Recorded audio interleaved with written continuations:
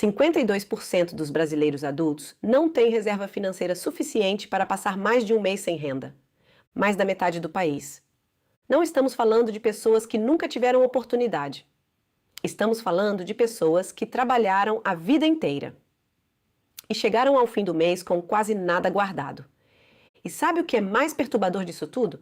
A maioria delas nunca tomou uma decisão financeira absurda, nunca desperdiçou uma fortuna, nunca fez nada que isoladamente parecesse um erro.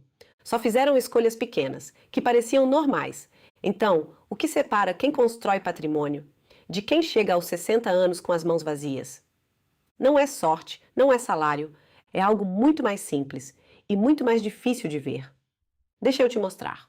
Diana e Sandra começaram juntas, mesmo salário, mesmo bairro, mesma conta no banco e a mesma decisão, R$ 500 todo mês investido, todo dia 5, automático. Nos primeiros meses tudo parecia certo, o dinheiro entrava, o investimento acontecia e a sensação era de estar fazendo algo inteligente. Mas o tempo passou. E o resultado não veio como esperado. Depois de um ano, o saldo era frustrante. Crescimento pequeno, quase invisível. Nenhuma transformação real, só números que subiam devagar demais para justificar a expectativa. E aqui está o primeiro ponto que quase ninguém percebe. Nada parecia dar errado. Nenhuma decisão isolada parecia um erro. E é exatamente isso que torna tudo mais perigoso.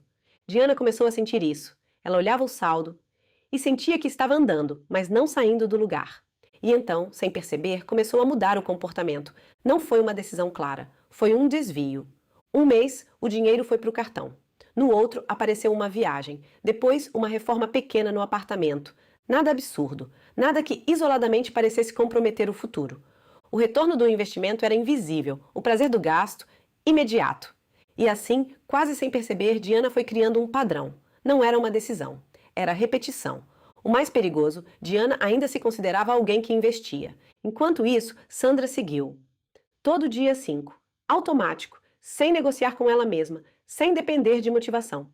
Ela também via o crescimento lento, também sentia a mesma frustração, mas não reagiu a isso. Ela apenas continuou.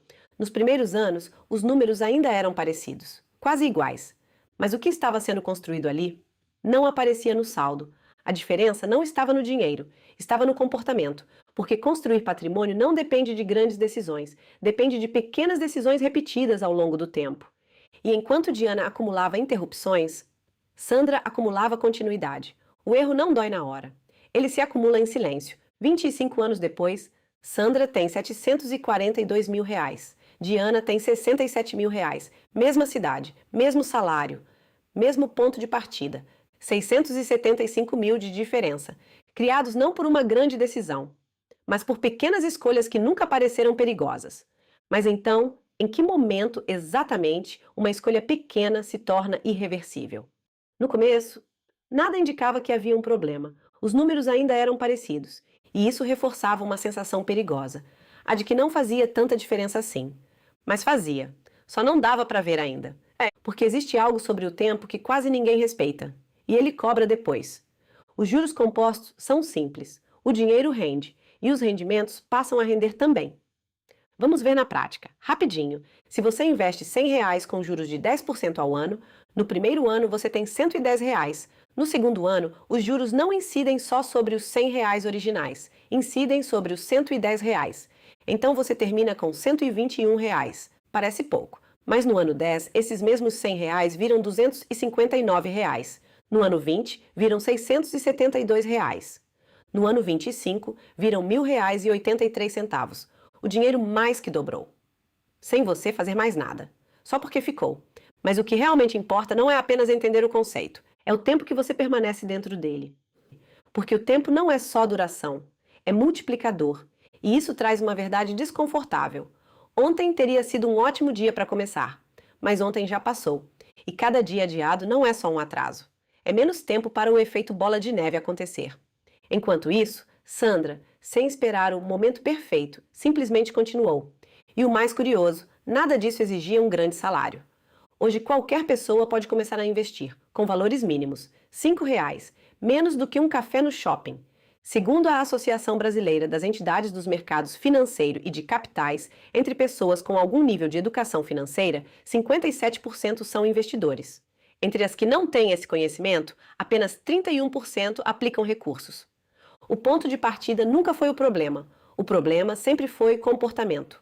Ano 1, nada muda. Ano 3, ainda parece pouco. Ano 5, melhorou. Mas ainda não impressiona. E é exatamente aqui que a maioria para. Porque a gente quer tudo rápido. Enriquecer rápido. Mudar de vida rápido.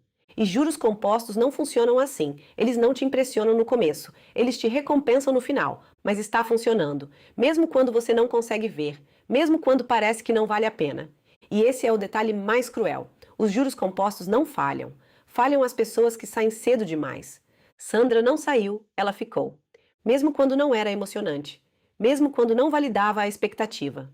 Ano 10. Algo muda. O crescimento começa a aparecer.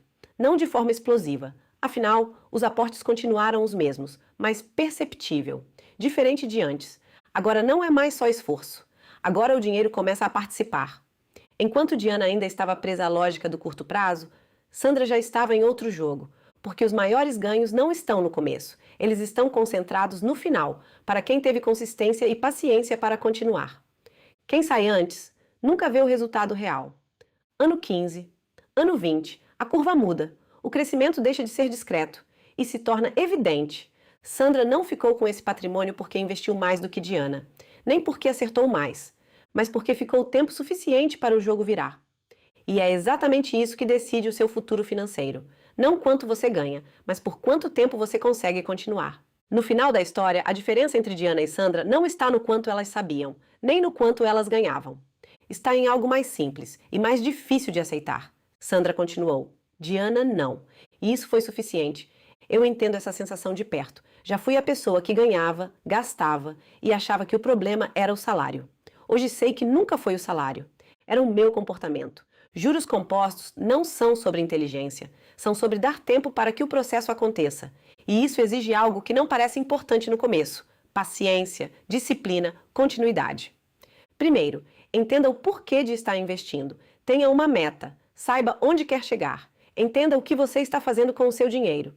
Trace um plano e mantenha-se firme a ele, porque as adversidades da vida vão acontecer, sempre acontecem, mas quando você sabe onde quer chegar, elas não te tiram do caminho. Sandra não fez nada extraordinário, ela apenas não interrompeu, e isso fez com que o tempo trabalhasse a favor dela. Enquanto Diana fez o que parece normal, priorizou o presente, adiou o futuro e saiu antes da parte onde tudo começa a fazer sentido. Juros compostos não transformam dinheiro rapidamente, eles transformam tempo em resultado. Por isso, a decisão mais importante não é quanto você investe, é por quanto tempo você consegue continuar. Porque no fim, não existe diferença entre quem começou certo e quem começou errado. Existe diferença entre quem parou e quem permaneceu. E você? Qual história está construindo para o seu eu do futuro? Essa semana, abra o app do seu banco, configure uma transferência automática, qualquer valor, para um investimento em renda fixa. Todo dia 5, automático, sem negociar com você mesma. O jogo começa quando você para de esperar o momento certo. O tempo não espera, o patrimônio sim. Te vejo no próximo vídeo.